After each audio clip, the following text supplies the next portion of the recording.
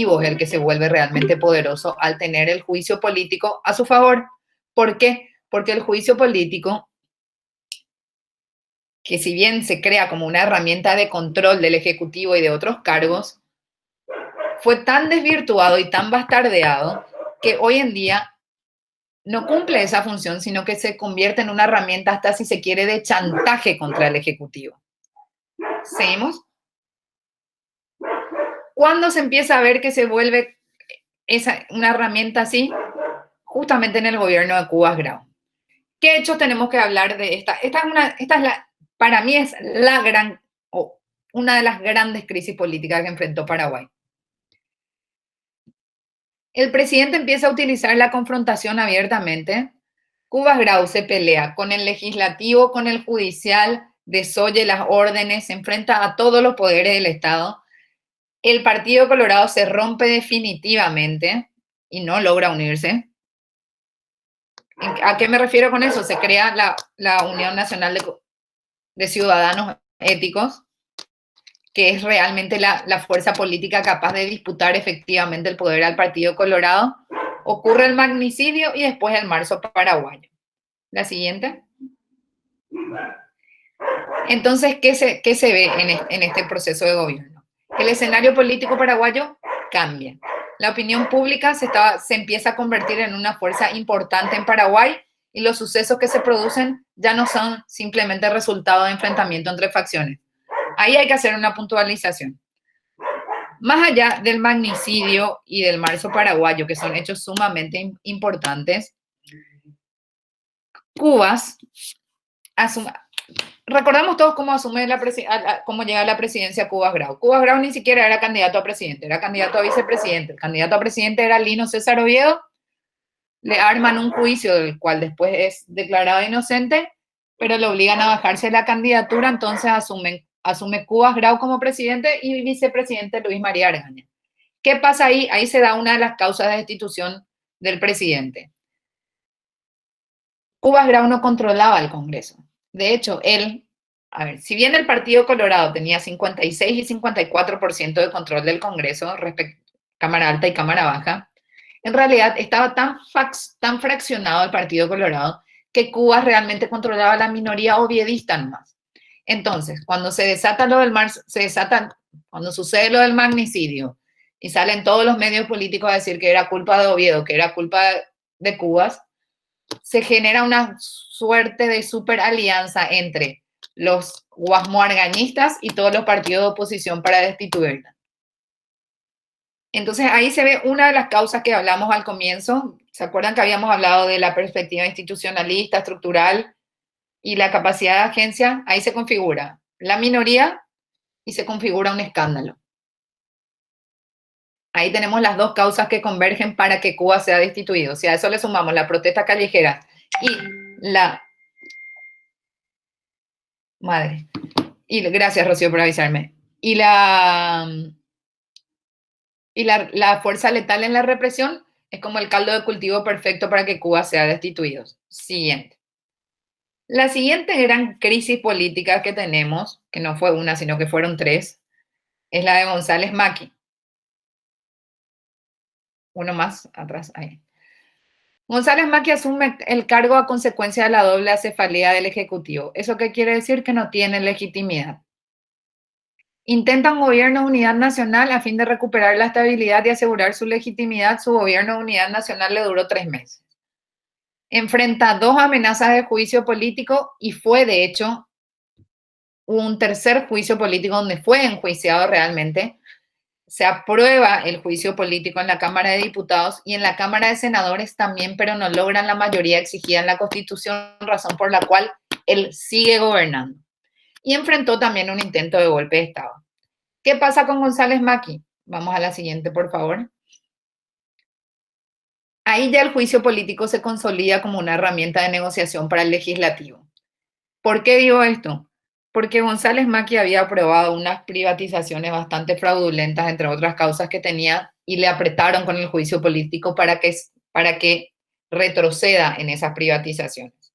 Y además se demuestra efectivamente que el Ejecutivo no tiene otra vía más para negociar con el Congreso si es que quiere culminar el mandato. Es decir, si un presidente en Paraguay quiere culminar el mandato, no le queda otra que ceder a las presiones del Congreso. ¿Dónde se ve eso? En el siguiente caso, que es en el caso de Fernando Lugo Méndez. Lugo Méndez fue así como una bocanada de aire fresco, digamos, para la política paraguaya, porque asume el primer presidente colorado no colorado en más de 60 años. Durante su gobierno, Lugo recibe 23 amenazas de juicio político. Las interpelaciones creo que alcanzaron como 10. ¿Por qué todo esto? Porque la élite económica y política se sintió amenazada por la forma de gobierno de Lugo, que era una suerte de nueva forma de hacer gobierno. Entonces el juicio político se convirtió en una herramienta de amenaza permanente contra el presidente, así como las interpelaciones. ¿Qué pasa con Lugo y por qué se lo destituye a Lugo? Vamos a la siguiente. Y esta es una hipótesis mía, no es algo que se dice nomás. La estrategia de Fernando Lugo facilitó la interrupción del mandato. Perdón porque me llegó un mensaje diciéndome que tengo poco tiempo.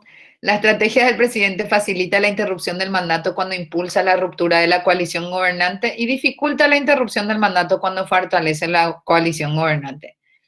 ¿Qué hizo Lugo? Post-Curuguatú se separa totalmente de las otras fuerzas políticas que le apoyaban, entonces los representantes de la coalición se retiran del gabinete presidencial. Recordarán que pasa lo de la masacre de Marinacue y todo el Partido Liberal ordena, o sea, la cúpula del Partido Liberal ordena a sus ministros que se retiren. El único que no se retira es Víctor Ríos. Entonces el gobierno estaba casi acéfalo prácticamente. Pierde el escudo legislativo al romperse la coalición, porque él resistió 23 juicios políticos gracias a que el Partido Liberal generalmente vetaba los juicios políticos y nos daba los votos necesarios, pero al romperse la coalición, el Partido Liberal da los votos necesarios y es destituido. La última gran crisis que tenemos es la de Mario Abdo Benítez del año pasado. ¿Qué pasa con Abdo Benítez? Mario Abdo Benítez para mí es una figura muy particular, porque realmente no es un outsider de la política, a diferencia de Lugo, que sí era un outsider. Cuando digo outsider era una persona que no se desempeña o no desarrolla sus actividades en la esfera política. Pero a la par no es tampoco un líder político. No hay un abismo, como dice José Tomás Sánchez en uno de sus artículos, no hay un abismo realmente. Abdo lo que hace es rejuntar un montón de anticartistas y con eso llega a la presidencia. Pero tiene dos enemigos muy poderosos. Por un lado, el cartismo o HC y por otro lado, los partidos de oposición. Eso además hace que él tenga minoría legislativa. Si bien el Partido Colorado tiene mayoría en el Congreso, los diputados y senadores que responden efectivamente a Mario Abdo son 14 y 9 nomás. Es decir, que si le inician un juicio político, no tienen la fuerza necesaria como para vetar. A todo esto sale el escándalo de corrupción del año pasado, las acusaciones contra... En un minuto termino. Con las acusaciones contra el ministro de Hacienda y además el acta entreguista de Itaipú. O sea, el caldo de cultivo para que Mario Abdo Benítez sea destituido el año pasado estaba fresquito y lindo para mirar luego, como me decía Sara Serna, que está por acá, que yo estaba mirando la crisis con Pororo, que de verdad era cierto, miraba el noticiero así. Pero ¿qué pasó? Algún tipo de presión hizo Cartes y Mario Abdo tuvo que ceder para que Cartes logre frenar, Cartes o el cartismo logre frenar el juicio político. Entonces, ¿qué es lo que tenemos como conclusión de todo esto?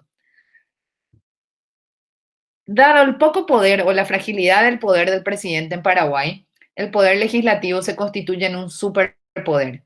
Si un presidente quiere gobernar, no le basta con cumplir su programa de gobierno y tener contenta a la ciudadanía nomás. Tiene que ceder ante las presiones del Congreso o hacer lo que el Congreso pide, porque si no, tiene el jaque permanente de los juicios políticos.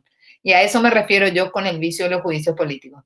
En Paraguay se usa el juicio político como una suerte de voto de censura, pero ese voto de censura realmente es mucho más dañino en este caso porque se destituye presidentes como si nada. Bueno, espero que les haya servido. Muchas gracias. Rocío me dice que se me acabó ya el tiempo.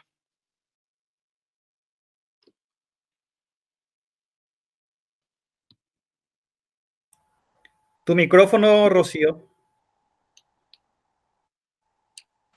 Hola, Hola. ¿me escuchan ahora? Sí, te escuchamos. Adelante. Excelente, muchísimas gracias entonces Katia por esta presentación. Camilo Filártiga, no sé si ya estás listo para empezar.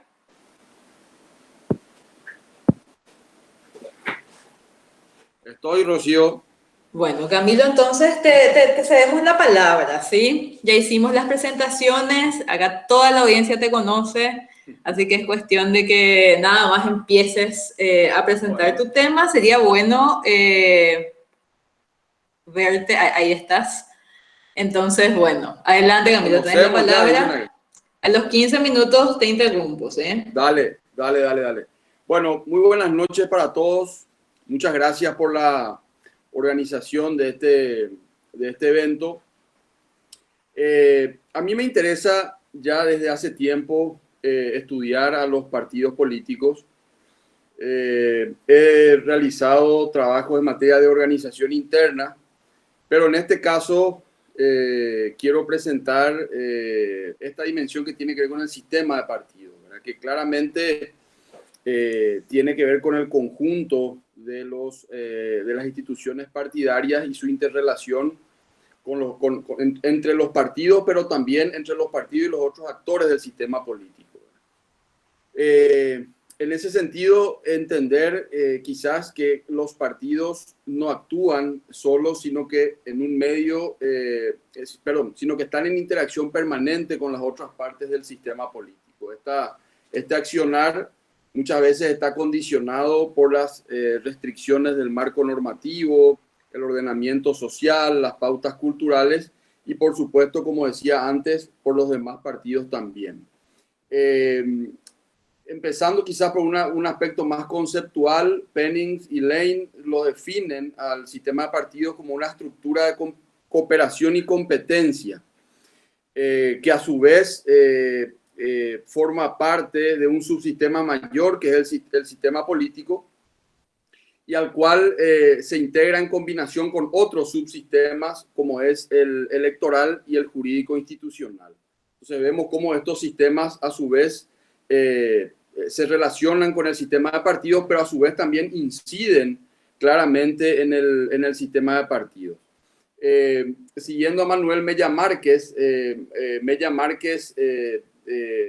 refiere que en los sistemas democráticos consolidados, el número de partidos, su organización interna, sus vínculos con la sociedad y las instituciones políticas, sus alianzas y estrategias conforman un modelo de estructuras e interacciones más o menos estables entre las unidades partidistas al que convencionalmente se lo denomina como sistema de partidos. Caballero Aquino y Livieres lo definen como el conjunto de dos o más partidos que en el desarrollo de sus actividades están de tal modo vinculados entre sí que conforman una unidad de acción colectiva con sentido. Desde este punto de vista, los sistemas de partidos poseen propiedades específicas, como les refería al comienzo, que son distintas de las de los partidos que componen el sistema y además constituyen estructuras diferenciadas que no pueden ser solamente entendidas como la mera suma de estos. Bueno, o sea, se analiza el sistema de partidos a partir de esa interacción entre las instituciones partidarias y no solo mirando a los actores partidarios en particular, ¿verdad? Rápidamente, las propiedades de un sistema de partidos son la volatilidad, o sea, el cambio de votos entre elecciones, la polarización o la distancia ideológica entre los partidos, el número efectivo de partidos, tomando como un criterio el número de bancas en el Congreso, y la desproporcionalidad electoral, que es básicamente la diferencia entre números de bancas y de votos. En cuanto a los modelos clasificatorios, para no extender demasiado, tenemos la clasificación tradicional que hace Duverger respecto a la variable cuantitativa, o sea, el número de partidos, a partir del cual él define los sistemas de partidos como bipartidismo, pluripartidismo o unipartidismos. La Palombara y Weiner, según la variable de la competitividad, estos aceptan el criterio cuantitativo de las unidades del sistema, pero además enfatizan en la competitividad real de ese sistema. Sartori, que parte de analizar y establecer cuál es la fuerza electoral de cada uno de estos partidos, y además la potencialidad conformadora de gobierno y la capacidad de chantaje al momento de analizar. En cuanto a lo que es el sistema de partidos paraguayo, hay una clasificación interesante, una caracterización interesante que hace Diego Avente en su trabajo sobre evolución del sistema de partidos. Él distingue como dos etapas en esa evolución del sistema de partidos paraguayo. La primera entre 1870 y 1940, en donde hay un origen, donde está claramente el origen de los partidos vigentes, y la segunda etapa que se da entre 1940 y 1989, en donde dice Avente hay una transformación de las estructuras de los partidos, de la correlación de fuerzas y claramente de la relación de los partidos con las Fuerzas Armadas. Todo el fenómeno del militarismo, la Constitución del 40 de Estigarribia, Morínigo y Stroessner, claramente de alguna manera ejemplifican esto que decía Diego Avente en ese estudio. Yo quiero agregarle dos clasificaciones más a estas dos propuestas de Diego Avente. Una que se da entre 1989 y 2008, en donde se da una serie de transformaciones de las reglas de juego, la Constitución del 92, pero además también el Código Electoral del 96,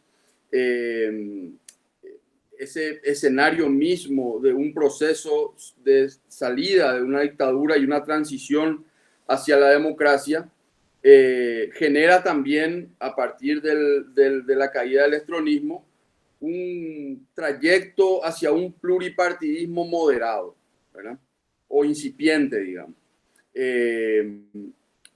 Y finalmente una cuarta etapa que tiene que ver, que se da entre 2008 y 2020, en donde me parece sustancial poner el énfasis y la atención en lo que hace al sistema de partidos nuestros, en lo que hace a la consolidación de la izquierda como un espacio organizado y con presencia en el poder legislativo. Este dato a mí no me parece un dato menor y creo que tiene que ser estudiado con seriedad. De hecho, ya hay trabajos hechos específicamente los de Fernando Martínez en relación a cómo incide la irrupción del Lugo y del gobierno del Lugo en el sistema de partidos paraguayo, ¿verdad? Además, dentro de esta idea de organización de la izquierda, podemos citar a lo que es el Frente Guazú, Uñapirendá, también como una expresión absolutamente disruptiva en ese momento.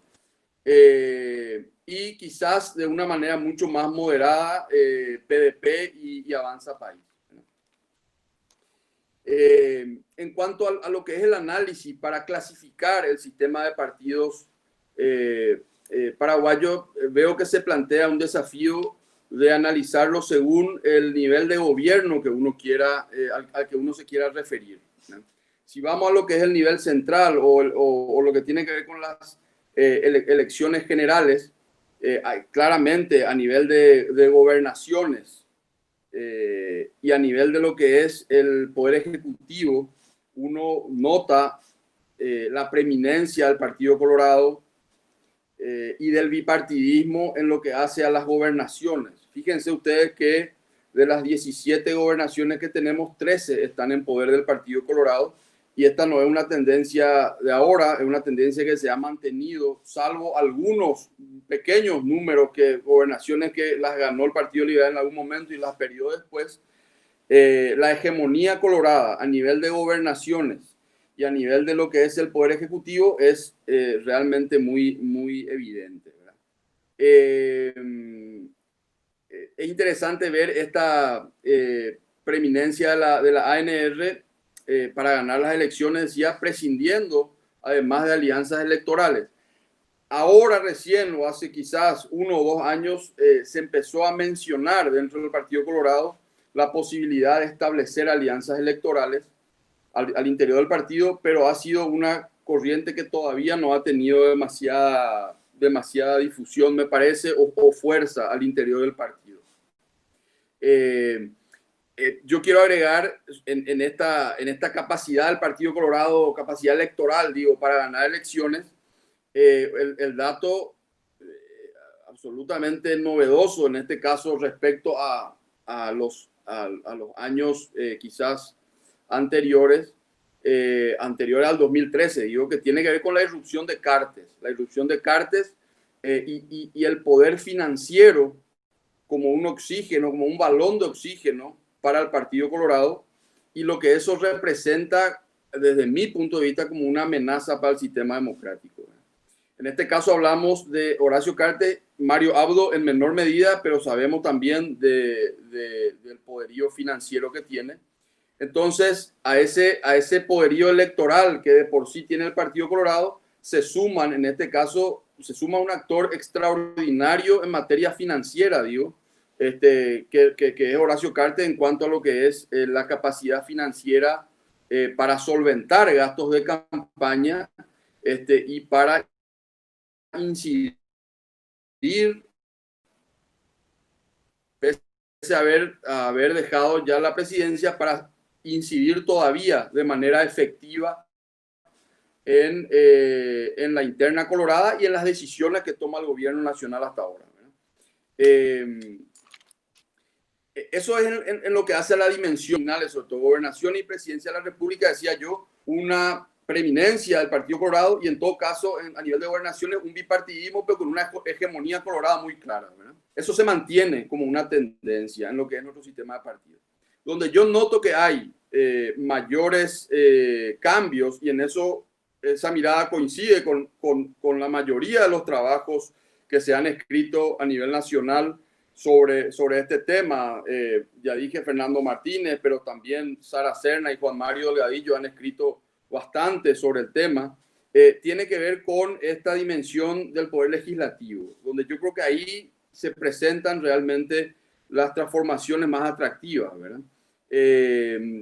Una dimensión donde se observan mayores cambios en el sistema de partidos y sobre todo en la configuración de las fuerzas políticas, donde ese bipartidismo con hegemonía colorada cede terreno a la irrupción de terceras fuerzas.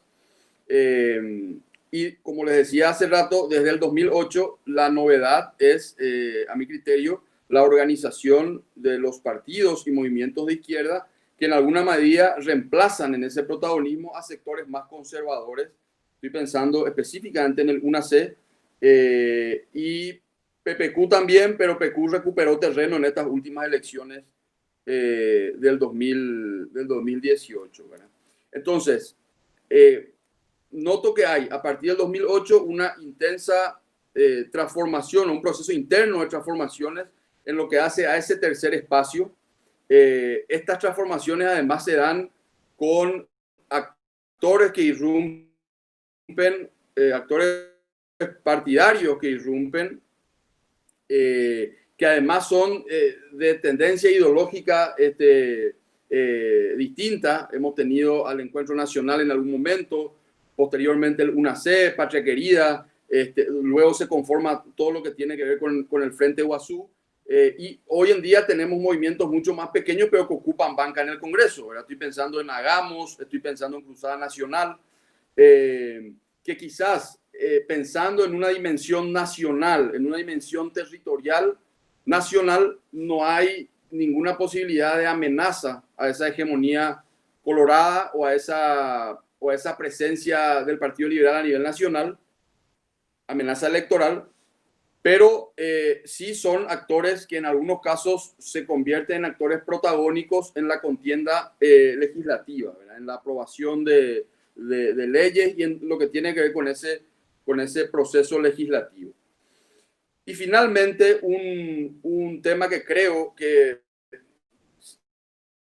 también debería ser mirado con atención tiene que ver con los cambios, esto ya quizás saliendo del tema del sistema de partidos, pero mirando a los actores que conforman el sistema, que son los partidos básicamente, los cambios internos que se han dado en los últimos años, un proceso intenso de reformas estatutarias que han afectado y que han incidido en los mecanismos de selección interna de candidaturas, buscando quizás los partidos flexibilizar sus disposiciones internas para las candidaturas, pero a la vez buscando también abrirse a la ciudadanía y ser más atractivos para el electorado. Entonces, este es un punto que también me parece importante tener en cuenta como un fenómeno que se ha dado en los últimos quizás 4 o 5 años en el país, en lo que hace a los partidos tradicionales sobre todas las cosas. Yo llego hasta acá, Rocío, no sé cómo estoy de tiempo. Sí, Camilo, justo te mandó un mensaje ahí diciéndote que estabas terminando. Así que perfecto. Bueno, genial. Surgirán preguntas para después, me imagino. Muchas gracias entonces. Por ahora cedemos la palabra a Fernando Martínez, entonces, a quien también ya hemos presentado, quien acaba de ser referenciado por Camilo en su presentación, y nos va a hablar de las relaciones o cómo fueron cambiando los vínculos entre el poder político y el poder militar. Fernando, te cedemos la palabra.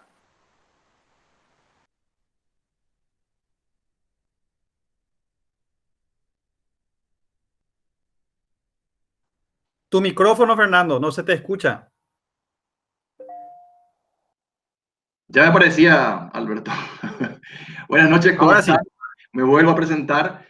Lo que estaba diciendo era que, aprovechando lo que escuché ya de la presentación de Katia, la presentación de Camilo, entonces lo que voy a hacer es, voy a proyectar la parte final. Voy a empezar por atrás.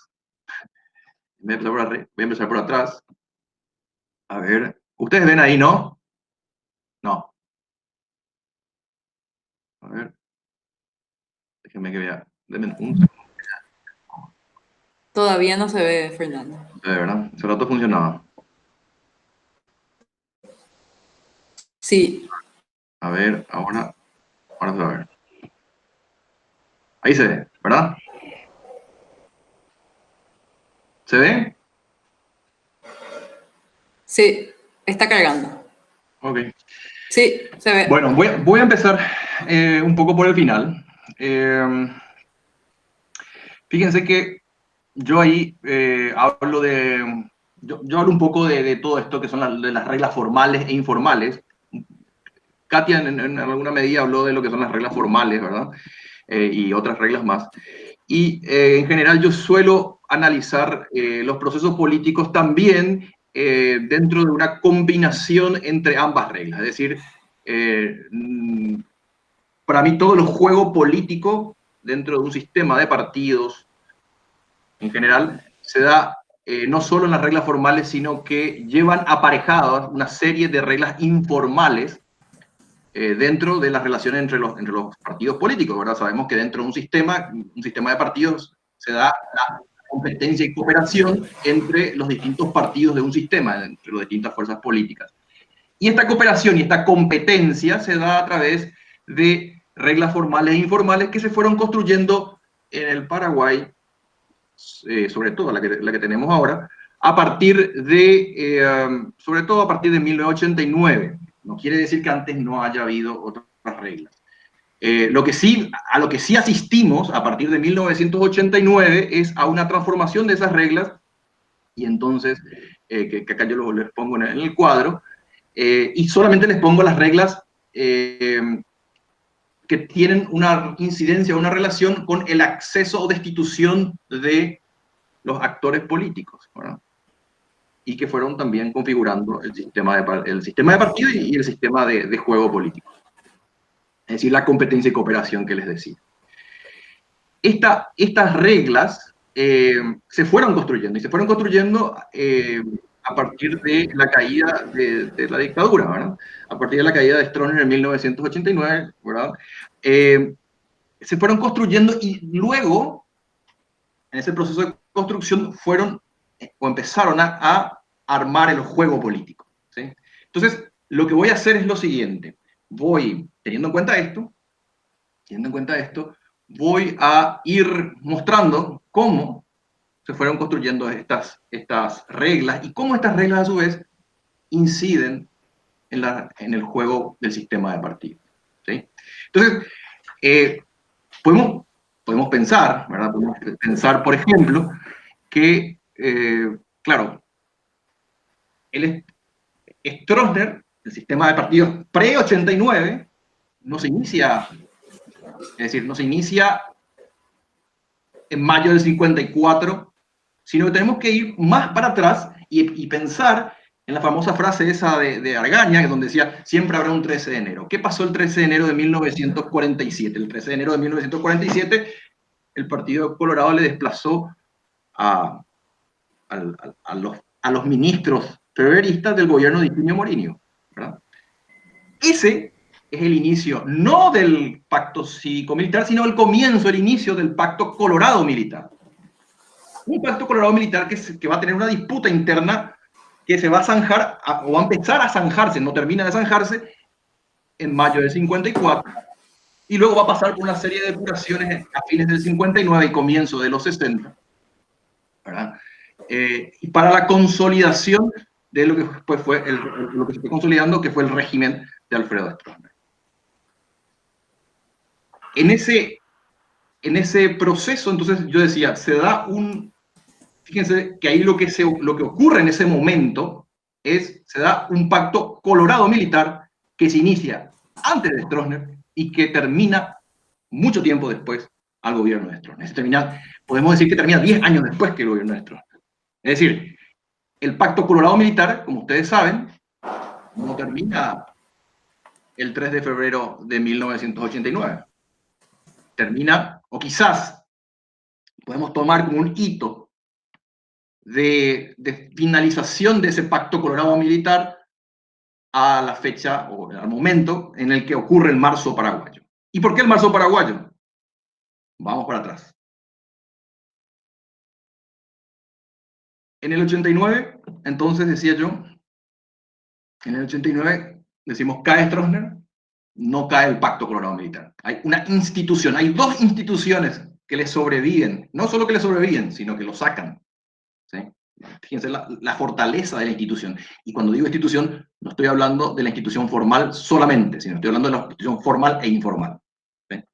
Entonces, estas dos instituciones le sobreviven, porque ustedes todos sabemos que el fin del gobierno militar de Stroessner, cívico-militar, no termina, o sea, no cae porque la ciudadanía se levantó en el 89, ni porque la oposición, no.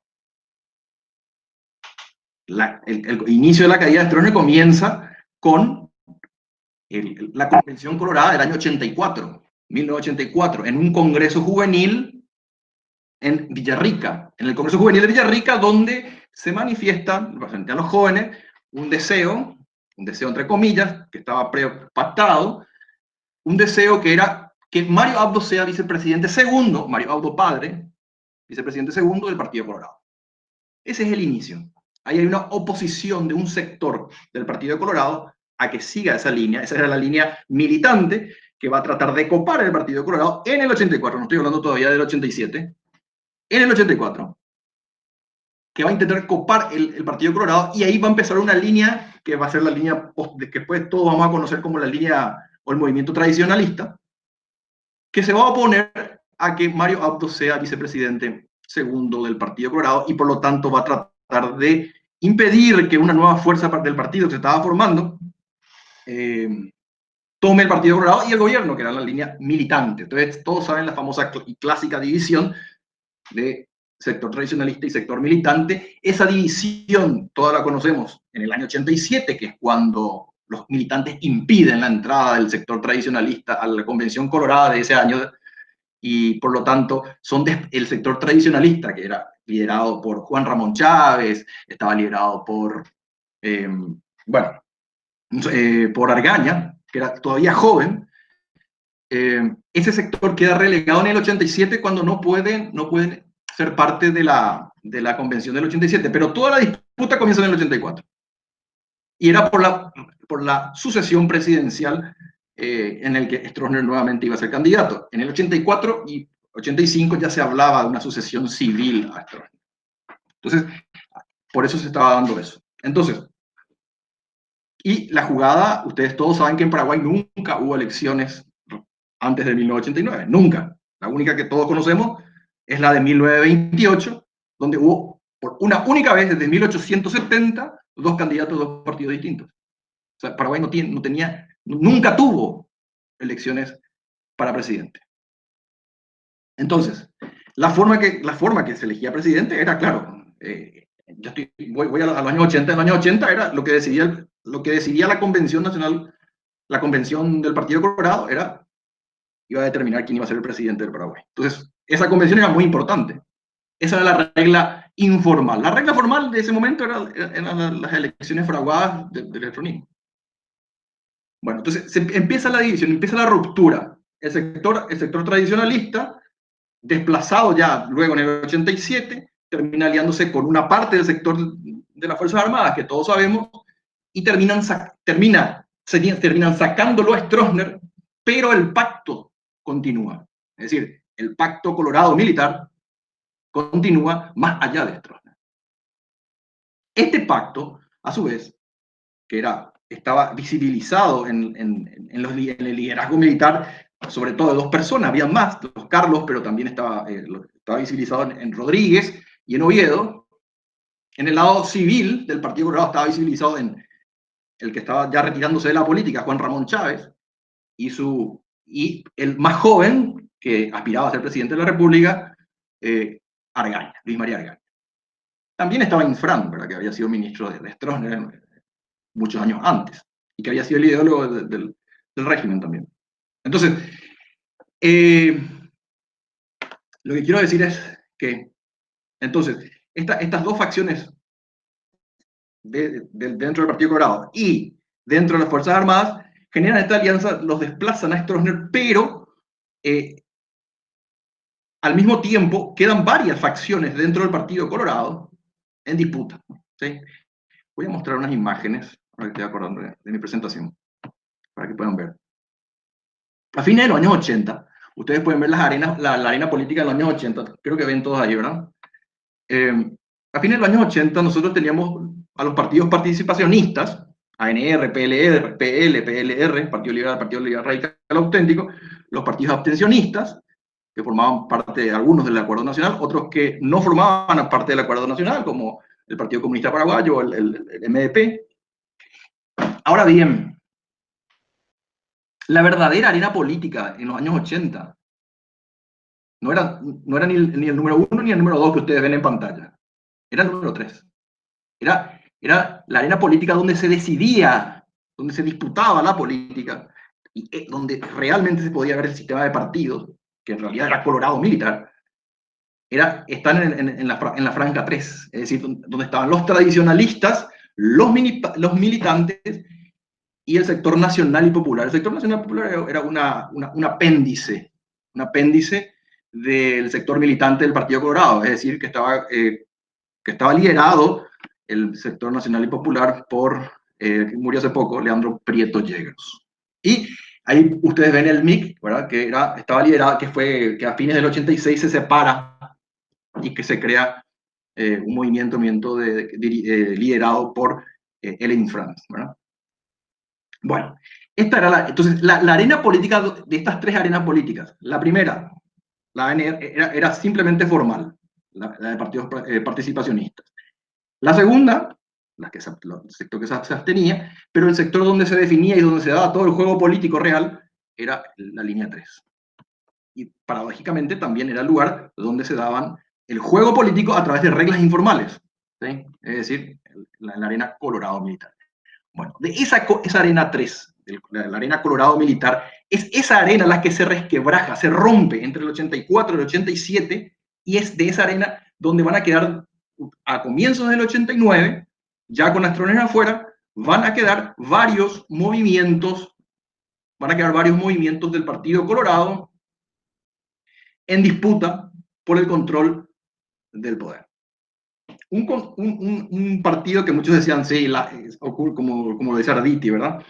Un archipiélago, ¿verdad? Que era un archipiélago dentro del Partido Colorado, varios movimientos, vuelven los dirigentes del Mopoco, vuelven lo del Mopocona, todo eso, ese sector del Partido Colorado que había sido también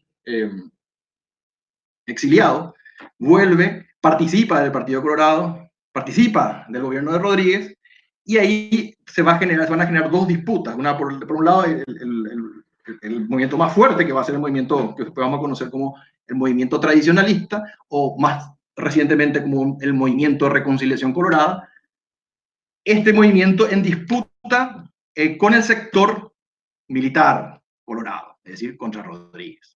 La disputa se va a dar liderada entre Argaña y el sector liderado por Rodríguez, siendo el sector argañista un sector que va a tener mucho arraigo dentro del Partido Colorado, va a tratar ya en septiembre del 89 de copar completamente la Junta Electoral Central, que es el antecedente de nuestro Tribunal Superior de Justicia Electoral actual. En septiembre del 89, ¿por qué estoy diciendo esto? Porque en septiembre del 89 el sector argañista intenta copar en la Junta Electoral Central, dejando afuera a todos los demás movimientos internos del Partido Colorado. Esto hace que el resto de los movimientos internos del Partido Colorado se alíen, y acá empieza el juego, se alíen a los movimientos, a los partidos políticos de la oposición, al Partido Liberal Radical Auténtico ya en ese momento, al PRF, para impedir, para impedir una disputa interna dentro del Partido Colorado. Es decir, una disputa interna dentro del Partido Colorado, la oposición decide en el Congreso que el resto de los movimientos internos del Partido Colorado también tenían derecho a participar de lo que en ese momento se llamaba la Junta Electoral Central, en base a un acuerdo que habían tenido dentro del Partido Colorado en febrero del 89, recién caía la dictadura. Entonces, ¿por qué estoy trayendo este ejemplo? Estoy trayendo este ejemplo porque es el inicio de la cooperación de los movimientos internos del Partido Colorado con los partidos de oposición para zanjar disputas internas dentro del Partido Colorado. Porque dentro del mismo Partido Colorado, ningún movimiento era lo suficientemente fuerte como para tener el dominio total. Entonces, cada uno tenía que ir asegurando y reasegurando una porción del poder. Entonces, asegurar una parte y una porción del poder significaba aliarse también con los movimientos y partidos de la oposición. Y Fernando, disculpa la interrupción, pero necesitamos que vayas cerrando. Ah, bueno, entonces falta... Bueno, voy a tratar de cerrar. Entonces, la alianza de los movimientos internos del Partido Colorado con los partidos de oposición para zanjar disputas internas dentro del Partido Colorado va a ir generando reglas de juego formales que implican la distribución.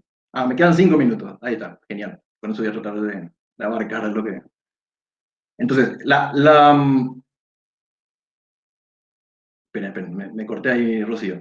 Lo que estaba diciendo era, entonces, los movimientos internos del Partido Colorado para zanjar sus disputas internas, es decir, para poder tener el control de una parte del poder, van a ir generando alianzas con los movimientos y partidos de oposición, es decir, con el Partido Liberal, con el PRF, para contrabalancear la disputa por el poder internamente. Entonces ahí se van a ir metiendo, van a ir ingresando los distintos partidos de la oposición y van a ir creándose reglas de competencia y cooperación, que distribuyen el poder. Porque el sistema paraguayo va a distribuir el poder, ¿verdad? Una de las razones es esa. La otra es que las reglas que se van a crear de distribución del poder tienen que ver con el antecedente del electronismo. Pero no porque los movimientos que vinieron dentro del Partido Colorado hayan sido mejores o porque hayan tenido la voluntad de generar reglas distributivas a través del sistema DOM, por ejemplo. No. Lo hicieron porque en realidad no tenían la capacidad ni la fuerza, es decir, no tenían los recursos para tener el control total. Y al no tener el control total para esa disputa, entonces lo que tenían que hacer era, o sea, lo que hacían era asegurarse una porción de ese poder. Y asegurarse una porción de ese poder significaba establecer reglas distributivas. Y establecer reglas distributivas significó generar la no reelección presidencial, por ejemplo, en la Constitución del 92. ¿Verdad? Una no reelección presidencial que surgió de una alianza de un sector interno del Partido Colorado, es decir, del movimiento argañista con la oposición. Esta vez el sector argañista es el que se une, para que ocurra la inversa, a la oposición. O el sistema DOM, que surge ya en la ley de 1/90 de la ley electoral. ¿Verdad? Estas relaciones donde se distribuye el poder, como forma de asegurar una parte de ese poder, va a generar reglas de distribución como el sistema DOM, pero además el sistema DOM y la creación de la Constitución Nacional también va a generar otras nuevas reglas informales que van a dominar nuestro sistema de partido. Por ejemplo, el famoso cuoteo político. Y la regla del cuoteo político fue la base para la expulsión de las Fuerzas Armadas del poder político institucional. ¿Por qué? No sé si me queda el tiempo para explicar por qué, pero es la parte, digamos, que estoy tratando de cerrar ahí. Te vamos a preguntar el por qué en algún momento de preguntas y respuestas, Fernando. ¿Sí? Queda entonces pendiente. Dale. Está, quedamos ahí. Cerramos ahí entonces y después en las preguntas respondo por qué. Bueno, las preguntas entonces, si alguien quiere preguntarle por qué a Fernando Martínez. Bueno, Fernando, entonces te pedimos que por favor dejes de presentar ahora tu pantalla. Muy bien, Lucía. Ahí está. Para dar espacio a Sara. Hay gente que está preguntando a Fernando. ¿Quieren saber por qué? Entonces, bueno, Sara Mabel Villalba, entonces, vamos a escucharla, quien nos presenta una mirada desde los actores, desde la sociedad civil, específicamente desde un sector de la sociedad civil tradicionalmente excluido de la participación política. Así que, Mabel, te escuchamos, te dejamos, vos sí vas a hacer presentación, ¿verdad? Sí. Excelente, te cedemos la palabra entonces. Dale, gracias, Rocío. Bueno, antes que nada, muy buenas tardes, buenas noches a todos y todas. Excelente la iniciativa de este grupo de la Facultad de Ciencias Sociales con estos diferentes paneles que se estuvieron dando en este mes, ¿verdad? Bueno, yo voy a presentar lo que tiene que ver, como ya adelantó Rocío, sobre la participación política de los pueblos indígenas. Voy a probar ahora a ver si es que ven la presentación. Un segundito. Y ahí me avisan un ratito. Que ya estuvimos probando, pero famoso que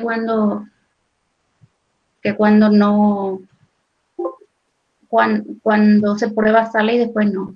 Sí. Ahí va. Yo te aviso, ¿sí? ¿Se ve? Yo te voy a avisar. Está presentando. Podés comenzar.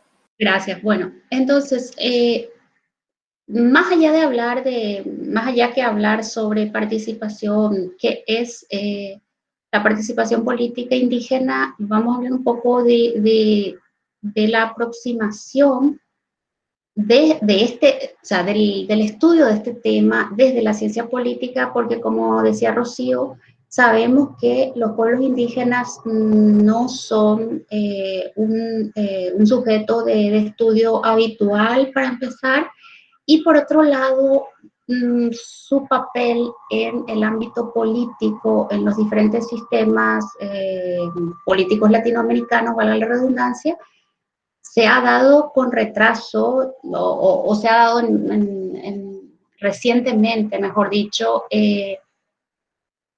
en los diferentes países de América Latina, ¿verdad? Entonces vamos a ver un poco lo que es el estado del arte en América Latina sobre este tema. Todo comienza, por así decirlo, aunque nunca se sabe exactamente cuándo, pero generalmente hay un consenso entre los autores que el estudio de los pueblos indígenas dentro de la ciencia política y sobre todo en general se inicia en la década del 90, cuando se da lo que se llama un fenómeno que se conoce como la internacionalización de la causa indígena, porque además de ser objeto de estudio, se ve qué es lo que pasa para que sea sujeto de estudio.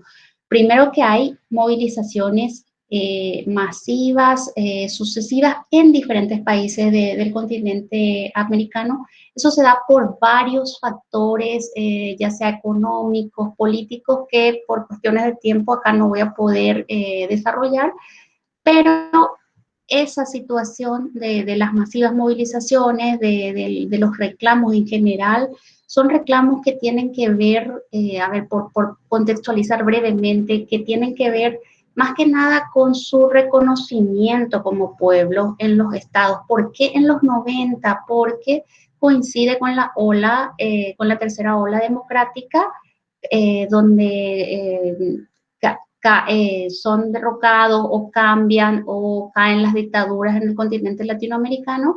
Entonces, esa es una coyuntura que es aprovechada por los diferentes pueblos indígenas, ¿verdad?, en diferentes países. Y en ese contexto también surgen los partidos indígenas, sobre todo en Bolivia, en Ecuador, en Guatemala, o sea, esos tres países son países donde la población indígena llega o pasa el 30% o incluso llega al 40%, ¿verdad? Más o menos entre Bolivia, Ecuador, Guatemala. Ha ido cambiando con los diferentes censos, porque tiene que ver también con el autorreconocimiento como indígena, ¿verdad?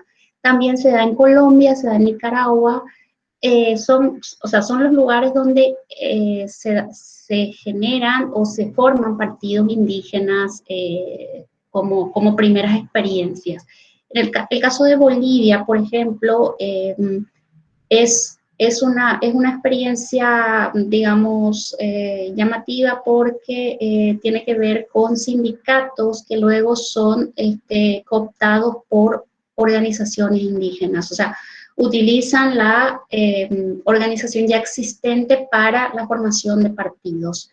En Ecuador, en cambio, se da más bien los partidos, el partido Pachacuti en este caso, se forma como un brazo o como una extensión de la CONAIE, que es la organización más grande que aglutina al movimiento indígena ecuatoriano, ¿verdad? Eso a grandes rasgos, ¿verdad? Bueno, como se genera esta movilización y surgen estos partidos, al mismo tiempo se va consolidando un marco legal internacional, un marco legal que incluye a los pueblos indígenas, como decía, por un lado, a través de las constituciones nacionales que se van redactando y promulgando en estos países que salen de la dictadura. Es decir, hay una ola de reformas constitucionales también en los 90 que coincide con esta tercera ola democrática, ¿verdad? Y cuando se sancionan y se promulgan, se incorporan derechos de los pueblos indígenas, y entonces incluso son conocidas como constituciones multiculturales. Hay una autora que se llama Donna Levancut, que es la primera que estudia, digamos, el tema de las constituciones multiculturales, teniendo en cuenta qué tantos derechos se incorporan para ser consideradas, más o menos alrededor de 5 a 6 derechos tienen que ser incluidos en una constitución para que pueda ser considerada como multicultural. El caso Paraguay, de la constitución paraguaya que vamos a ver luego, por ejemplo, es multicultural. Y en este ámbito también se aprueba el convenio 169, que es de la Organización Internacional del Trabajo, la OIT, y este convenio, la particularidad que tiene es que es un convenio vinculante, es decir, si un país es signatario de este convenio, significa que lo tiene que cumplir, y dentro de eso, o sea, este convenio incluye una serie de derechos en diferentes ámbitos de los pueblos indígenas, y entre estos se incluye la participación política en el estado en el que los pueblos indígenas se encuentran, ¿verdad? Entonces, por eso el convenio 169 es importante, por eso y por mucho más, ¿verdad? Porque como decía, es el instrumento más completo y es el instrumento vinculante por excelencia sobre derechos indígenas a nivel internacional. Luego, a ver, para el estudio de esta participación política indígena, el punto de partida es interdisciplinar, es decir, necesariamente hay puntos que se recogen desde la antropología, desde el momento que la antropología fue una de las primeras disciplinas que ha estudiado a los pueblos indígenas, ¿verdad? Y por otro lado, el derecho por esta cuestión legal que estamos hablando. O sea, si bien para que estas leyes, o sea, para que las constituciones, para que las leyes del marco legal internacional sean aprobadas, han habido actividades que puedan ser consideradas como políticas, ¿verdad? Entonces, a partir de la antropología y el derecho, desde la ciencia política se estudia la participación política de los pueblos indígenas como no sé, no lo diría como una subdisciplina, pero sí como un ámbito específico. Y por supuesto, es un sujeto de estudio reciente en la ciencia política, y las investigaciones también empiezan, digamos que en la segunda mitad de los 90, si bien Donald Ivanhoe ya en el 91-92 ya estaba estudiando a los partidos indígenas y su viabilidad electoral. Y los países donde son más estudiados son los países andinos, ¿verdad? Porque también tiene que ver con la movilización indígena que fue muy fuerte en Bolivia, en Ecuador, en Perú también, por zonas más en Perú, ¿verdad? Entonces también son los países donde más se ha estudiado. Hay mucha literatura sobre el movimiento y los partidos indígenas en Bolivia y en Ecuador, desde la ciencia política.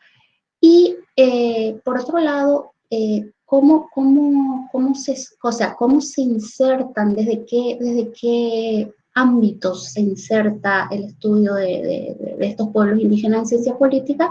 Primero, a través de los movimientos indígenas, es decir, los movimientos de base, los movimientos que plantean demandas y que incluso generan, como en el caso, por decir, el caso de Ecuador, donde el movimiento indígena genera o provoca, mejor dicho, provoca la renuncia de Abdalá Bucaram, por ejemplo, en Ecuador. En el caso de Ecuador hay como varios episodios muy importantes en el ámbito político de los movimientos indígenas. Lo mismo en Bolivia también en el 2002, durante la Guerra del Agua, hay mucha influencia de las organizaciones indígenas. Y también, por supuesto, desde los partidos indígenas. Uno de esos es el caso conocidísimo, ¿verdad?, el movimiento del socialismo de Evo Morales, pero además del movimiento del socialismo, también estaba, por ejemplo, el partido del movimiento indígena Pachacuti, que era de otro líder, pero Aymara, que también había competido en varias ocasiones en Bolivia. Y también los sistemas electorales, como los sistemas electorales en relación a los partidos indígenas, es decir, qué tan viable es un determinado sistema electoral qué tanta viabilidad otorgan determinados sistemas electorales a los partidos indígenas. Son temas que se han estudiado desde la literatura en ciencia política sobre la participación, vuelvo a repetir, política de los pueblos indígenas. Entonces, esos tres temas son los temas de análisis fundamentales. Y en el caso de los movimientos indígenas, más específicamente, ¿verdad?, se ha estudiado mucho el tema de qué factores han sido favorables para la formación de estos movimientos indígenas, es decir, dependiendo del contexto, relacionado con cada país en un determinado momento. Y también se ha estudiado bastante todo lo que tiene que ver con la organización, el repertorio de acción colectiva y las demandas de los movimientos indígenas. Y otro punto que se ha estudiado bastante son los discursos, porque en los discursos políticos indígenas, por supuesto, está muy presente todo el tema de la singularidad indígena y de lo que es la interculturalidad. Interculturalidad que no solamente se limita a los pueblos indígenas, interculturalidad que tiene que ver con los diferentes grupos étnicos en diferentes países, pero que ha sido como un marco teórico muy empleado, digamos, en los análisis sobre movimientos indígenas. Y en los últimos años, sobre todo en esta década especialmente, se ha estudiado mucho la movilización indígena, pero específicamente en contextos de extractivismo, que coincide también con, bueno, la situación de conflictos extractivistas que se dan en prácticamente todos los países de América Latina, y en coincidencia también con el estudio de estos contextos por parte de diversas disciplinas sociales, ya sea sociólogos, antropólogos, no sé, en este momento no me viene otro, pero sobre todo esas dos disciplinas donde han estudiado específicamente las consecuencias, los conflictos y todo lo que tiene que ver con el contexto del extractivismo, y en ese contexto se inserta lo que es la movilización indígena. En el caso de los partidos indígenas, se ha estudiado mucho el tema de qué factores son favorables o qué incentivos tienen para su formación. ¿Por qué surgen en determinados países y por qué en otros no, verdad? Y por otro lado, lo que tiene que ver con la viabilidad electoral. ¿Qué partidos indígenas, en qué condiciones han conseguido han conseguido resultados electorales favorables en diferentes comicios? Y también hay unos pocos estudios sobre la composición, la naturaleza de estos partidos indígenas, es decir, por ejemplo, si un partido indígena puramente está compuesto por indígenas o también por personas no indígenas, que en muchos casos se da, que incluso hay un estudio de Alcántara y Marengui que dicen que estos partidos se les facilita o no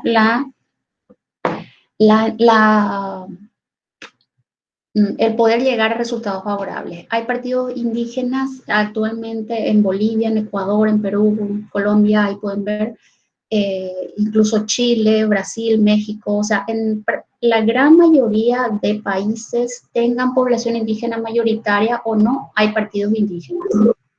Y en el otro tema que se estudia es el sistema electoral, es decir, qué barreras o incentivos hay, hay formales, no entra ahí, pero también se estudia, pero no en esa parte. Qué barreras e incentivos formales da el sistema electoral para la formación o no de partidos indígenas, qué mecanismos de representación especial son necesarios, porque en muchos países hay cuotas electorales, hay escaños reservados, hay circunscripciones especiales, hay umbrales electorales excepcionales. Y también se estudia bastante ya ahora lo que es la representación indígena en cargos legislativos. Y en los últimos tiempos se estudia un poco lo que es la observación electoral, es decir, la observación electoral desde los pueblos indígenas. Hay una misión indígena de observación electoral que ha hecho como 5 misiones hasta ahora más o menos y está como en proceso de consolidación. Y por otro lado, los enfoques teóricos más utilizados para estos estudios que les estoy planteando son son el neoinstitucionalismo, por un lado muy fuerte, porque tiene que ver con todas las instituciones, el marco, bueno, a ver, dentro de la ciencia política, el neoinstitucionalismo y las teorías de la acción colectiva, por todo lo que tienen que ver con movilización indígena, la teoría del proceso político, de movilización de recursos, análisis de marcos, son los más estudiados. Incluso esta teoría ha sido adaptada para estudiar la formación de partidos políticos indígenas, no solamente movimientos indígenas. Y en Paraguay, para ir más rápido, porque ya sé que me queda poco tiempo, los temas de análisis tienen que ver mucho con el marco legal. En cuanto a lo que tiene que ver con la Constitución, vamos a ver luego, y los movimientos políticos indígenas, es decir, movimientos políticos indígenas no como movimiento social, sino movimiento político indígena como partido indígena. ¿Por qué no es partido indígena? Porque la legislación para participar en una elección permite que sea solamente movimiento político antes que ser partido, ¿verdad? Y porque para que pueda ser partido lleva una serie más de requisitos que muchas veces los pueblos indígenas no pueden completar, ¿verdad? Y esto se estudia dentro de lo que es el sistema electoral paraguayo. Ya termino. Entonces, el marco legal implica, por un lado, el reconocimiento constitucional, los instrumentos para la participación indígena, que son una serie de leyes que tenemos en el marco legal nacional, y el año antepasado se aprueba el protocolo para el proceso de consulta y con consentimiento libre, previo informado, que es clave para que los indígenas puedan participar en diferentes aspectos. Movimientos políticos indígenas tenemos también dentro como un tema de estudio, la participación en procesos electorales, y últimamente también hay estudios sobre la participación de mujeres indígenas como candidatas en diferentes comicios. El sistema electoral paraguayo, todo lo que tiene que ver con las barreras e incentivos para la participación electoral. Bueno, dado el tiempo, muchísimas gracias y ya en las preguntas, si hay oportunidad, aclaramos. Muchísimas gracias entonces, Mabel. Vamos a empezar ahora el momento del intercambio de preguntas de la audiencia hacia los y las ponentes. Tenemos una primera pregunta para Fernando Martínez. Quiere saber la gente por qué, qué pasó, cuál era la explicación que faltaba a este relacionamiento entre los actores que estabas presentando. Tenemos también preguntas, bueno, dice para Camilo, pero me parece que estas preguntas serían muy interesantes que sean respondidas también por el resto de quienes están presentando en esta oportunidad. Por ejemplo, ¿cómo ve el futuro del sistema de partidos con el vaciamiento ideológico? Las campañas electorales basadas en globitos, perritos, colores y marketing comunicacional. ¿Y qué opinan sobre el surgimiento de partidos tipo Cruzada Nacional, basados exclusivamente en liderazgo carismático, si es que fortalecen o debilitan el sistema de partidos? A estas preguntas que fueron escritas, yo le sumo una pregunta a los cuatro, una pregunta mía. Me gustaría que por favor hagan un breve comentario sobre cuáles son los desafíos que ustedes todavía encuentran para realizar investigaciones empíricas desde la ciencia política en Paraguay. Entonces, bueno, con estas preguntas volvemos al orden inicial de las ponencias para escuchar las respuestas. Si es que Katia, podrías por favor habilitar tu micrófono para responder brevemente, por lo menos a la pregunta que yo formulé, pero también a las otras preguntas de la audiencia que fueron escritas.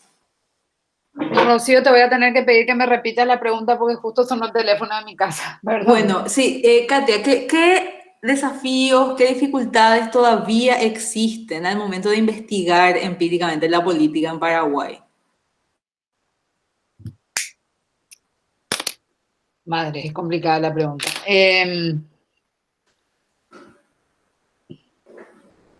A ver, yo voy a empezar por la formación, que a lo mejor no cae muy bien que diga eso, pero yo veo que hay mucha debilidad en la formación de estudiantes para la investigación. O sea, en las diferentes carreras que seguimos, o yo por lo menos vengo del derecho, en el derecho, por ejemplo, nos forman investigadores, forman litigantes.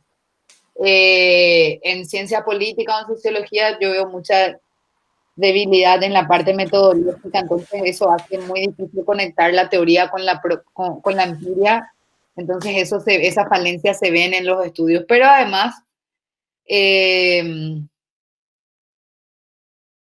veo que no hay como mucho incentivo a la producción tampoco. Entonces todo eso hace que como que cuando uno llega al momento de investigar se encuentra con muchas lagunas que tiene que llenar como puede. Entonces creo que esas cuestiones generan dificultades para la investigación empírica. No sé si hacia eso apuntábamos, Rocío, con la pregunta. Sí, perfecto. Me gustaría más que nada escuchar un poco los distintos puntos de vista al respecto. Bueno, gracias entonces, Katia. Y escuchamos a Camilo. Camilo, para vos si habían preguntas escritas, pero también me gustaría que escuchar un poco tu respuesta en ese sentido. El micrófono, Cami. Perdón, gracias. Gracias, Álvaro, por la pregunta. Este es un tema, el que preguntas, de reflexión permanente y de preocupación, ¿verdad? Cómo estos partidos... No, en primer lugar, el vaciamiento ideológico. Más que vaciamiento ideológico, hay una precarización, me parece, en general, de la política. Pero esto no es solamente nuestro, sino que es un fenómeno que puede verse también a nivel regional y mundial en algunos casos, ¿verdad? Hay esta tendencia hacia vaciar el discurso de la política y caer, como bien decís vos, en estas estrategias de los globitos y el marketing. Allí el marketing político yo creo que tiene una cuota importante también, me parece, sin pretender rivalizar con el marketing político. Creo que hay un énfasis que se pone desde el marketing político también para alimentar esto que decís vos, ¿verdad? El vaciar de contenido el discurso, vaciar de contenido la política, plantear como líneas genéricas, buscando siempre un público de centro, donde todos y nadie pueda estar de acuerdo en lo que se plantea. Cada vez se asumen menos las posiciones ideológicas, posiciones políticas, y esa política a mí no me gusta. O sea, me parece que eso es justamente la antítesis total de lo político, ¿verdad? De lo que es la política, ¿verdad? Pero también creo que es un proceso, me parece, difícil de revertir, ¿verdad? Y que explica también de alguna manera el fracaso de la gestión política, ¿verdad?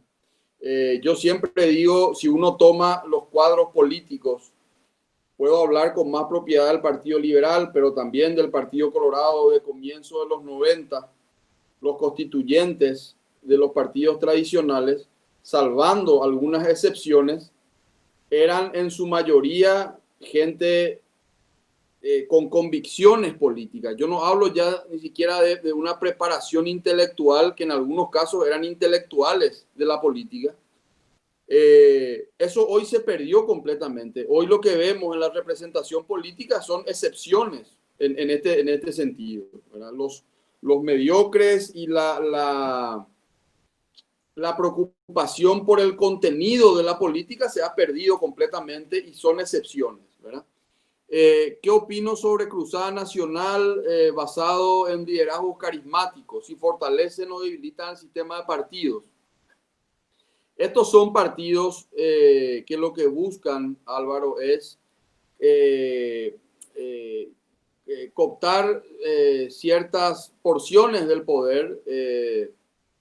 Katz y Mayer hablan del partido cartel, ¿verdad? O sea, renuncian a la organización interna, a la preocupación por la institucionalización interna, por la organización interna, para captar recursos del Estado y con eso sustentar la actividad partidaria, ¿verdad? Muchos partidos están en eso. Fíjate vos, la mayoría de los partidos del tercer sector están en eso. Buscan figuras de renombre, famosas, sin ningún contenido político, pero sobre todo que sean famosas y que puedan estirarle votos y que eso les permita llegar a ocupar bancas en el Congreso y con lo cual recibir el subsidio partidario, ¿verdad? Los partidos tradicionales, por supuesto que también lo hacen, pero los partidos tradicionales tienen una organización interna y tienen una presencia territorial ya, por supuesto, mucho más desarrollada y trabajada y asentada, ¿verdad? Entonces, hay un fenómeno, ya como le decía Katz y Mayer, lo plantea hacia ese fenómeno, hacia la cartelización de los partidos, ¿verdad? Eso creo que hay que tener muy en cuenta. Y finalmente, respecto a los desafíos para realizar investigaciones empíricas en Paraguay, suscribo lo que ya decía Katia en relación a la formación. Me identifico plenamente con su formación de grado, ¿verdad? Con las deficiencias y las debilidades que ella menciona en la formación de grado, pero quiero sumar a eso, en materia de lo que es investigación en partidos políticos, las tremendas dificultades para acceder a información, a documentación, a datos de los partidos. La mayoría, pensando en los dos tradicionales, uno realmente tiene muchas dificultades para conseguir información, para conseguir datos, incluso actas de reuniones con Marcos Pérez, colega también, Marcos Pérez Talia también, investigador en temas de partidos. Esta es una conversación frecuente que solemos tener, ¿verdad? Sobre estas dificultades. Entonces, ese secretismo de los partidos muchas veces para compartir sus documentos y sus datos, o sus informaciones es un obstáculo, digamos, para la investigación empírica en Paraguay en materia de partidos políticos. Me quedo acá. Muchísimas gracias, Camilo. Fernando, si puedes deshabilitar, o sea, puedes habilitar tu micrófono y te escuchamos, te cedemos la palabra. Bueno, gracias, Rocío. Bueno, voy a tratar de ser corto, ¿sí? Para no extenderme demasiado. A ver, yo voy a cerrar lo que estaba diciendo, aprovechando que gentilmente me preguntaron por qué. Decía yo que el proceso, cuando se crea la Constitución Nacional en el año 92, bueno, se establecen varias reglas en esa disputa interna dentro del Partido Colorado, pero también ya en relación con la oposición. Y yo decía que, por ejemplo, la no reelección presidencial surge de un acuerdo del movimiento de reconciliación colorada, liderado por Argaña, porque estaba disputando el poder con el sector de Rodríguez, ¿verdad? Entonces, fue un gran quiebre interno, una gran disputa interna dentro del Partido Colorado, eso. Y eso, para lograr eso, Argaña lo que hace es aliarse a los sectores de la oposición dentro de la constituyente. Además, en esa constitución, con eso lo que estoy diciendo es, lo que están haciendo es, se están repartiendo el poder político institucional, o están distribuyendo el poder político institucional, ¿verdad? Donde cada sector va a ir adquiriéndose distintas porciones de ese poder político institucional, de acuerdo a su fuerza política. Que esa fuerza política va a estar medida ¿cómo? Va a estar medida por la cantidad, a la cantidad de bancas que obtuvo cada partido, ¿verdad? Más el poder que tiene el Poder Ejecutivo, el poder relativo frente al Poder Legislativo, como ya bien lo explicó Katia.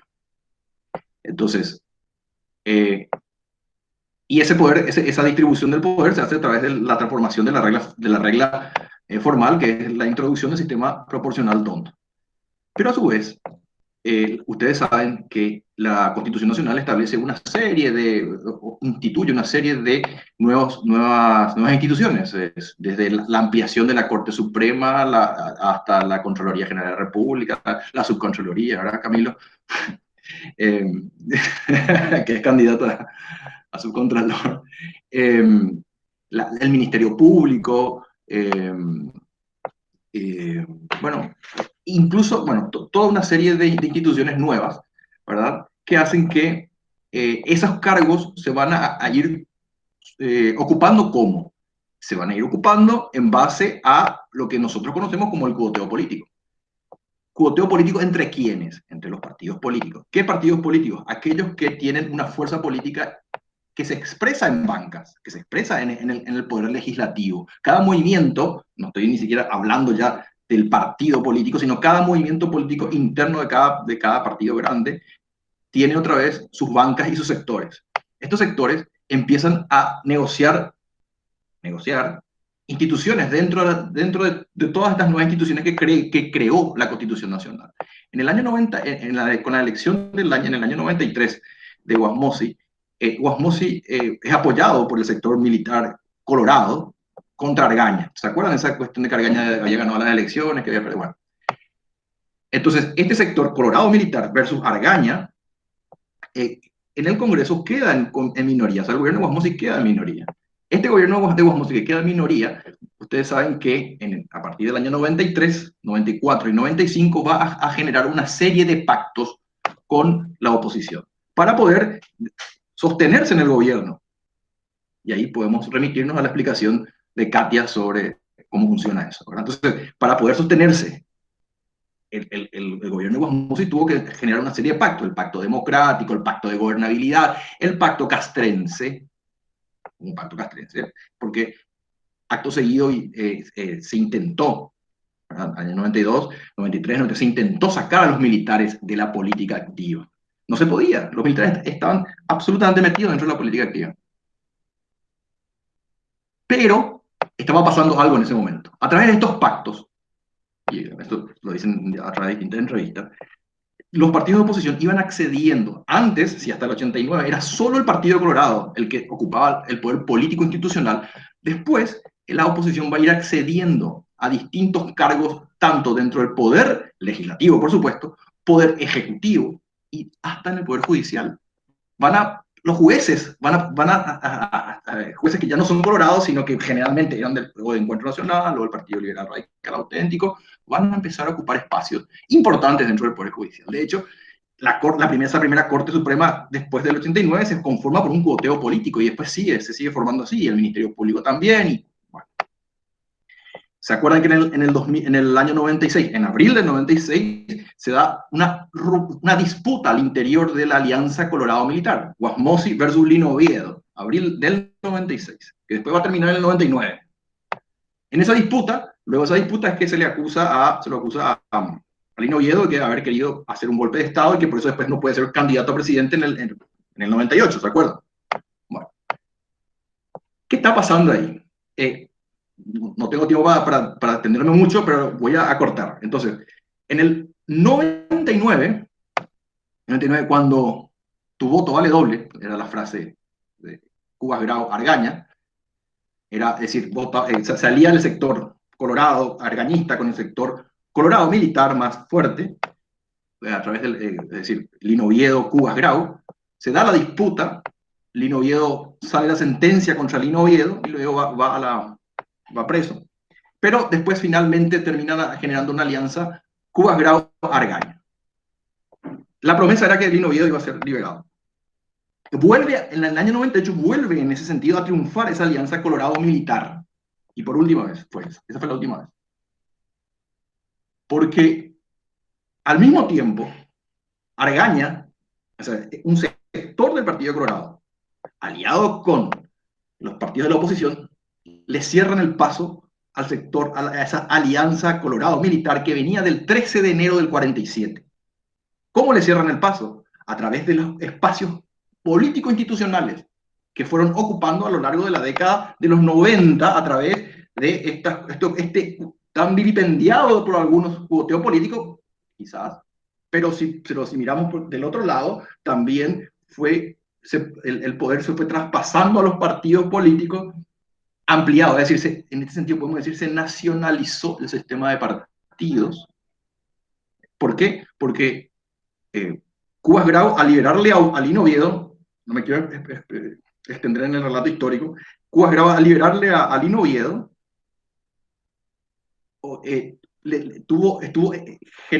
se quedó encerrado, es decir, el poder legislativo que estaba ya dirigido y ocupado por el legislativo y poder judicial dirigido y ocupado, todos los poderes, todas las instituciones creadas por la Constitución Nacional, ocupados por los partidos políticos del sistema de partidos, finalmente terminaron cerrándole el paso a la alianza Colorado-Militar.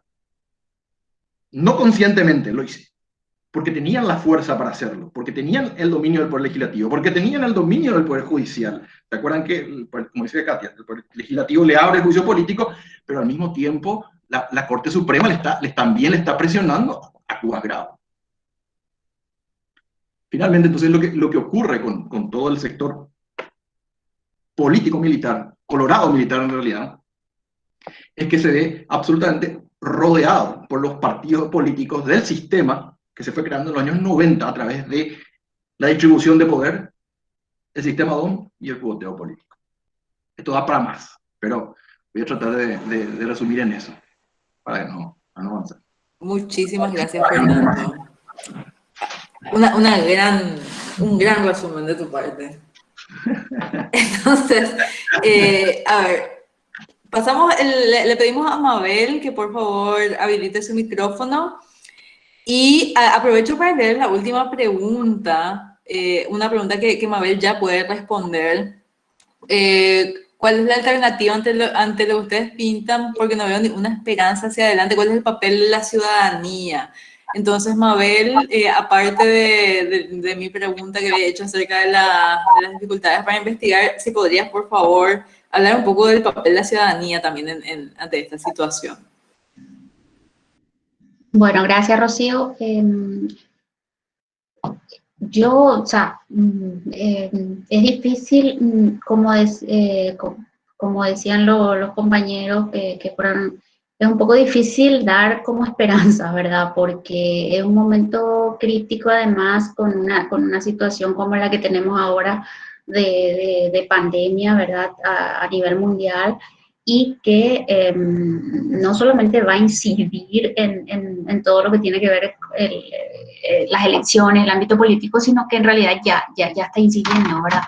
Entonces, yo creo que en este momento el papel de la ciudadanía, más allá de su voto en las elecciones, tiene que ejercer de todo lo que se pueda con los pocos recursos que se tienen, porque se tienen pocos recursos, pero ejercer de contralora y también generar movilización social y acción colectiva dentro de estas mismas limitaciones, ¿verdad?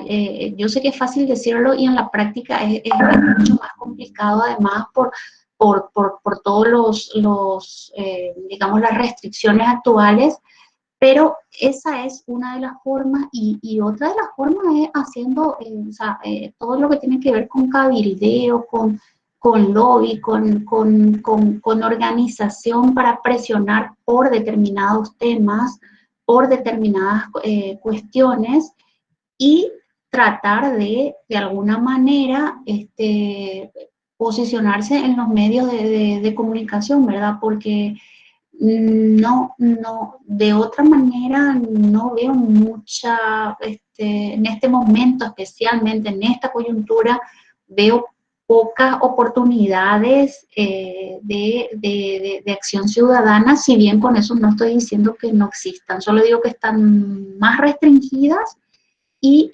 hay que buscar nuevas formas de acción colectiva, como de repente lo están haciendo en la Argentina, en el Brasil, desde las casas, con los cacerolazos, con los carteles, con una serie de manifestaciones o de formas de expresión, ¿verdad? Y creo que eso todavía, es un ámbito que necesita un mayor desarrollo en Paraguay. No sé si responde, pero eso es así lo primero que me viene al respecto.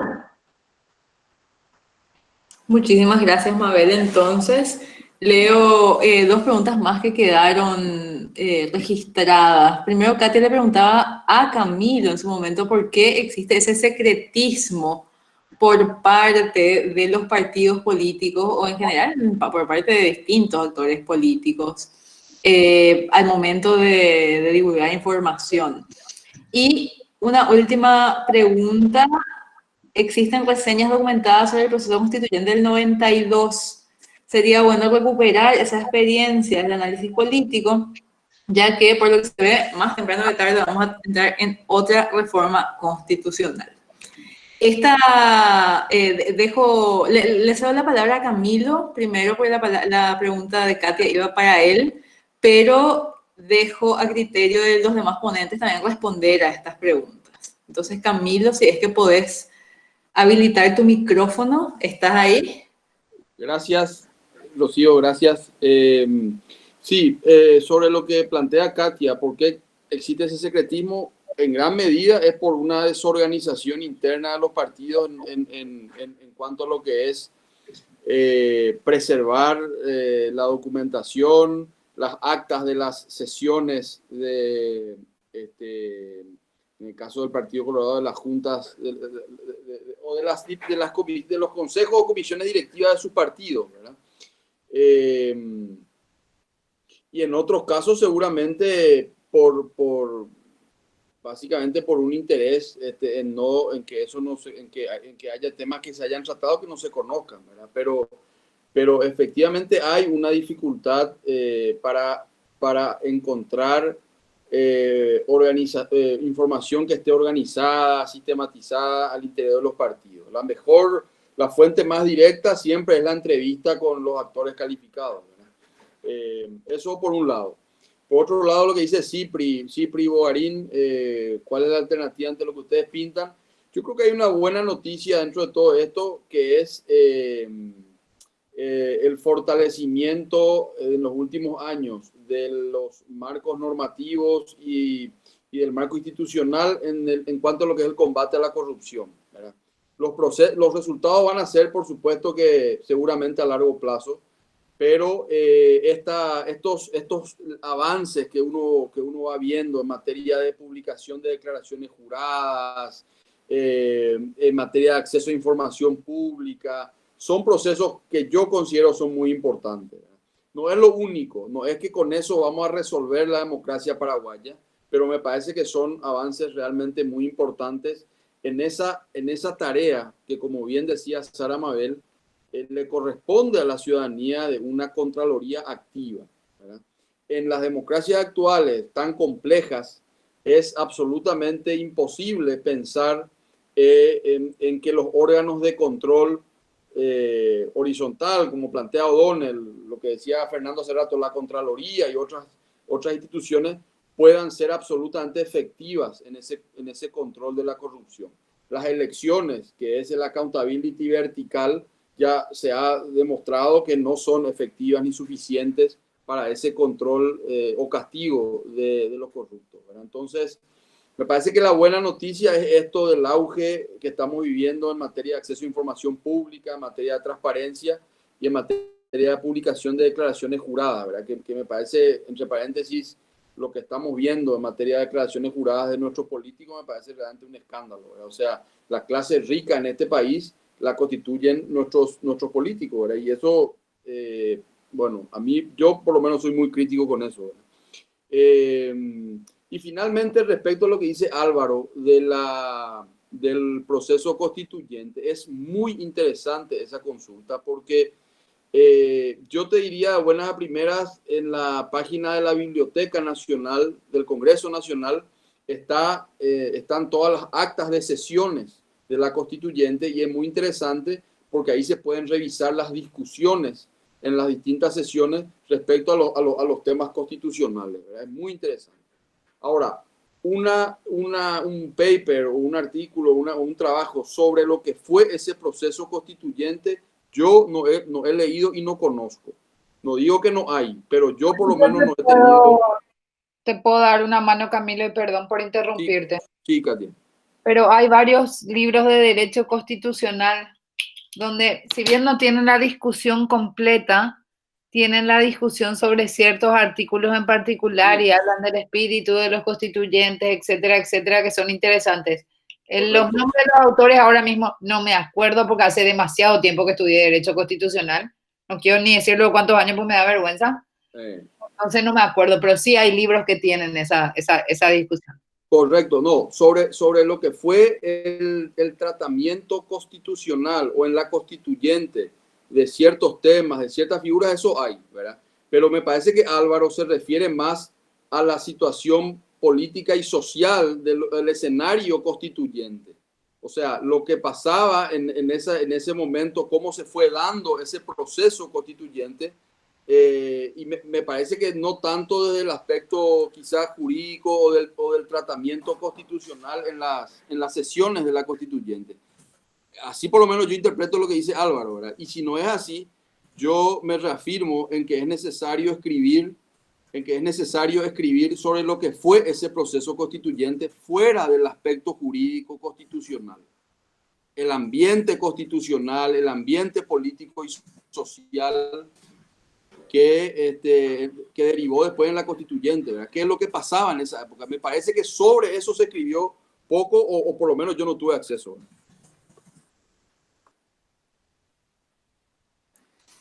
Muchas gracias, Camilo. Bueno, me parece que hasta ahí llegamos con las preguntas. No sé si Fernando, Mabel quieren responder también. ¿Sí? Fernando, adelante. Sí, quiero una cosita ahí de lo que dice Álvaro. ¿Me escuchan? Sí. Una cosita. A mí me sirvió mucho para escribir sobre ese periodo y leer sobre ese periodo y analizar ese periodo. Los libros de sesiones de la constituyente. Ahí uno encuentra, en los libros de sesiones, uno encuentra la discusión política que se estaba dando en ese momento, con cada uno de los artículos. Y están todas las posturas y están todos los proyectos. No, y lo que digo es, el abordaje no es desde el punto de vista jurídico, es desde el punto de vista político, social, económico que se está dando con cada uno de los artículos. Y todavía más. No solamente el libro de sesiones es importante, sino que también es importante las discusiones que se daban en las comisiones de la constituyente. Hay una riqueza y hay una cantidad de material, porque es mucho lo que hay, que ustedes pueden encontrar eso. Yo lo busqué ahí tuve, ¿verdad? Ahí traje hasta hace poco había ahí, en el Poder Legislativo, ahí en el Congreso. En el Congreso uno iba, pedía, te decían que espera un rato, y después te daban mucho material. No todo lo que se discutió en las comisiones llegué a tener, tengo sí mucho, y eso aporta porque entonces uno ve, por ejemplo, esto que yo decía hace rato, ¿verdad? Uno ve por qué, cómo se dio la discusión para impedir la reelección presidencial y cuáles eran los movimientos internos dentro del Partido Colorado y cuáles eran los movimientos dentro del PDRA y cómo estaban preparando la jugada para que eso sea, ¿verdad? Salga. O, por ejemplo, uno ve cómo el clima de época, que era el clima de época, eran las privatizaciones de los años 90. Cuando hablan del tema de las privatizaciones en la constituyente, era toda una aluvión que no podía impedirse, que caía sobre la gente, sobre los constituyentes, y que ellos, los que estaban a favor, los que eran neutros, los que estaban en contra, no podían evitar discutir y introducir eso dentro de sus cálculos para el poder. Entonces, digo, porque uno también va viendo ahí cómo ellos van distribuyendo el poder y cómo van calculando la parte de poder que les toca para cada uno de los artículos. Entonces, los artículos no están construidos porque los constituyentes eran hombres y mujeres de buena voluntad. No. Cada artículo, en la construcción de cada artículo de la Constitución se ve la disputa de poder que había. Y es súper interesante por eso. Claro, ahora creo que está en la biblioteca del Congreso. Yo me traje una cantidad de ahí. Entonces, ahí uno puede ver toda la disputa de poder. Por eso para mí la política en sí no es lo que casi nada tiene de voluntarismo. Todo es una disputa por el poder y la distribución de ese poder. Y la crudeza de eso es súper interesante ver, estudiar y calcular desde ahí. Porque eso nos muestra realmente el cálculo y el objetivo de los actores, ¿verdad? Más allá de que, claro, alguno tendrá sus objetivos, digo, también, ¿verdad? No quiero ser completamente pesimista en ese sentido, ¿verdad? Pero ver la crudeza de cómo se están jugando cada uno de los artículos de la Constitución y cada partecita de la Constitución es fantástico, ¿verdad? Hay Camilo Cupido que compartió, ¿verdad? Bueno, entonces, nada, querían aportar eso, me parece que se puede encontrar bastante material ahí. No sé si todo, pero sí algo que puede ayudar, ¿verdad? Por último, así cierro, yo sé que me estoy extendiendo de vuelta y Rocío seguramente ya me da que cortar.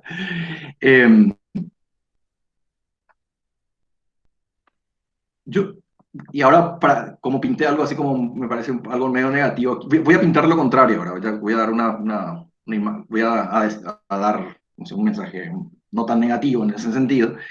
Y porque cuando uno se pone a mirar, por lo menos desde un poco antes del inicio de los partidos políticos del Paraguay, es decir, 1870, pongamos 1870, a este momento, uno ve, lo que yo decía hace rato, uno ve que casi 200, en 200 años de historia, el Paraguay nunca tuvo nada que se acerque a un sistema electoral representativo para el Ejecutivo, por ejemplo. Piensen en eso. Nunca, ni con Colorado, ni liberales, ni preveristas, nunca. Si pensamos en ese sentido, entonces sí, a partir de 1989 se empieza a generar un juego político que va a ir cambiando y que jamás existió. O sea, jamás hubo, o sea, todos los presidentes de Paraguay fueron por jugadas políticas, golpes de Estado, excepto una vez que también está en discusión, es la del año 1928 que yo les decía. Entonces, hay un cambio. O sea, si nosotros pensamos en el 91, un opositor era electo intendente de Asunción. O sea, era una novedad absoluta en 200 años de historia. Entonces, y ahí se empieza a dar todo un juego donde otros actores que tendrán sus intereses, que estaremos en contra o a favor de sus intereses, pero que empiezan a ocupar espacios dentro de la política institucional. Habrá que ver si eso mejoró o empeoró. El tema es que el poder se distribuyó de otra forma. Eso es absolutamente desconocido en la historia del Paraguay. Cierro. Gracias, Fernando. Mabel, Katia, ¿alguna reflexión para ir cerrando?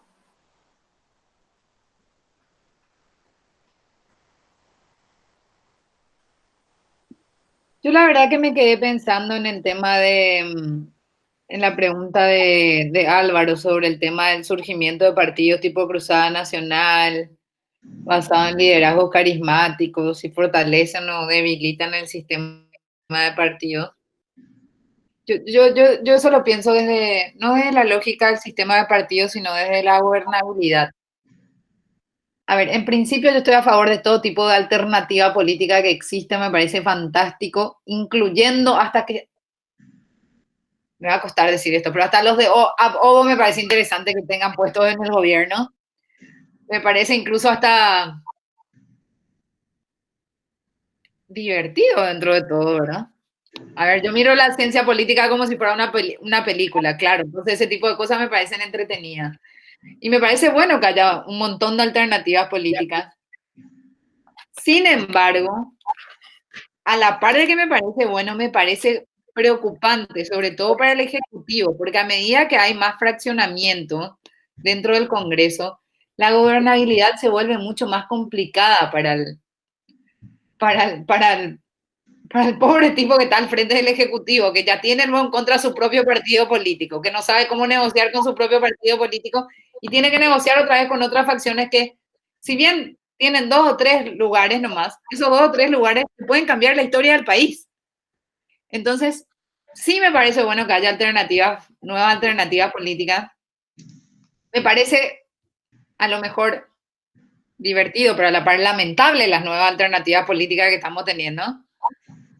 Pero me preocupa sobre todo por el lado de la gobernabilidad. Está bueno que haya un control horizontal en ese sentido, pero me parece nomás que al momento de votar o de elegir, se nos pone complicada la situación, ¿verdad? O sea, hay una crisis de representatividad que es clarísima y eso se ve en el surgimiento de este nuevo tipo de estos nuevos grupos de partidos políticos, movimientos políticos, cruzados, no sé si es movimiento o es partido, ya no me acuerdo.